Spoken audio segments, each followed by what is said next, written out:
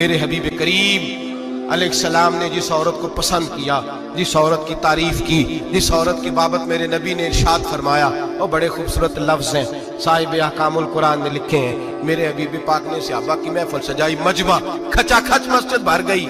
حضور نے فرمایا بول کے بتاؤ خیر النساء کون سی ہے، عورتوں میں سب سے اچھی بی بی کون سی ہے، بول کر کے بتاؤ۔ حضرت صدیق اکبر سے لے کر مولا علی تک، حضرت علی سے لے کر جناب بلال تک، حضرت سلمان فارسی سے لے کر عبداللہ مزنی تک بھرا پڑا ہے مجمع۔ حضور نے فرمایا بولو سب سے اچھی عورت کون ہوتی ہے؟ ایک صحابی کہنے لگے حضور جس کی نماز قضا نہ ہوئی ہو، فرمایا وہ بھی اچھی ہے پر تم میری مراد کو نہیں پہنچی۔ ایک نے کہا حضور جو خامد کی تابع دار ہو، فرمایا وہ بھی اچھی ہے پر تم میری مراد کو نہیں پہنچی۔ ایک صحابی نے کہا یا رسول اللہ جو پاک دامن ہو، حضور نے فرمایا تم میری مراد کو۔ حضرت علی فرماتے ہیں جب سب کے جواب غلط ہو گئے تو میں قد میرا چھوٹا تھا، میں پیچھے بیٹھا تھا، میں گردن جھکا کے پیچھے سے نکل گیا۔ سیدہ طیبہ طاہرہ حضرت فاطمہ الزہرا رضی اللہ تعالی فرماتے ہیں بی بی صاحب کے پاس پہنچا، میں نے کہا فاطمہ حضور نے سوال کیا ہے۔ تو حضرت فاطمہ بھی گویا مسکرا کے کہنے لگی علم کے شہر کے دروازے تو آپ ہی ہیں، تو آپ یہاں آ گئے۔ کہا حضور نے سوال کیا ہے اور مجھ سے لے کر ابو بکر عمر عثمان غنی تمام کو کسی کو جواب نہیں آیا۔ حضور نے پوچھا بہترین عورت کون ہوتی ہے، بہترین خیر النساء بہترین بی بی کون ہوتی ہے؟ حضرت سیدہ فاطمہ کہنے لگی علی بڑی سادی سی بات تھی، سمجھ نہیں آئی؟ کہ فاطمہ بتلا دو اتنی سادی ہے تو۔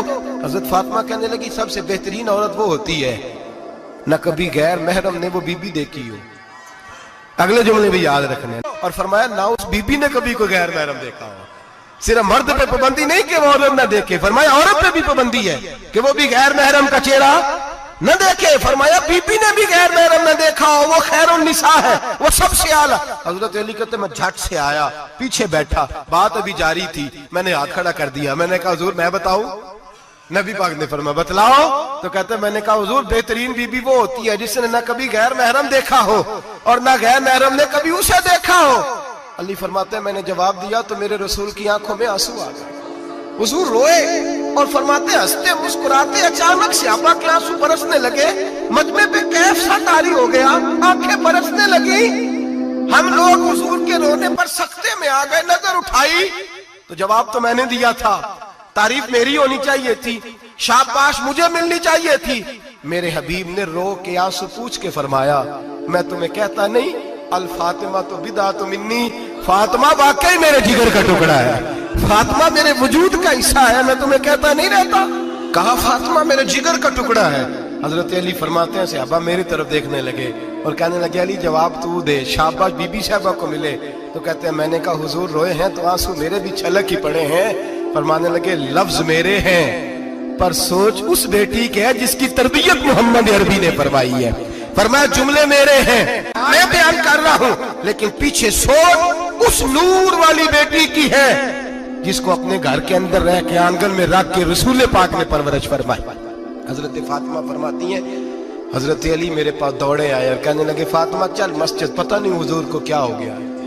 حضور رو رو کے بحال ہو گئے اور حضور حجرے میں رو رہے ہیں اور ہچکیوں کی آواز مسجد میں آ رہی ہے۔ چل ذرا چل کے حضور کی بات دیکھ کیا ہوا ہے، ہماری کو طاقت نہیں اندر جانے کی۔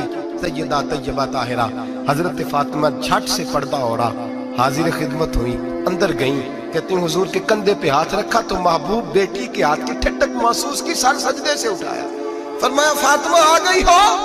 حضور آئی، فرمایا چل بیٹی تو بھی ہاتھ اٹھا اور میری امت کی بیٹیوں کے لیے دعا مانگ، چل تو بھی ہاتھ اٹھا میری امت کی بہنوں ماؤں کے لیے دعا مانگ۔ محبوبہ کیا ہوا؟ میرے حبیب نے فرمایا رات مجھے دکھایا گیا ہے دوزخ میں کچھ بیبیاں ہیں، ان کے بال فرشتوں نے باندھے ہوئے ہیں اور انہیں گرز مار رہے ہیں، وہ چیختی چلاتی ہیں اور مدد کے لیے پکارتی ہیں، بڑی تکلیف میں ہیں۔ تو بی بی صاحب عرض کرتے ہیں یا رسول اللہ ان کی غلطی کیا ہے؟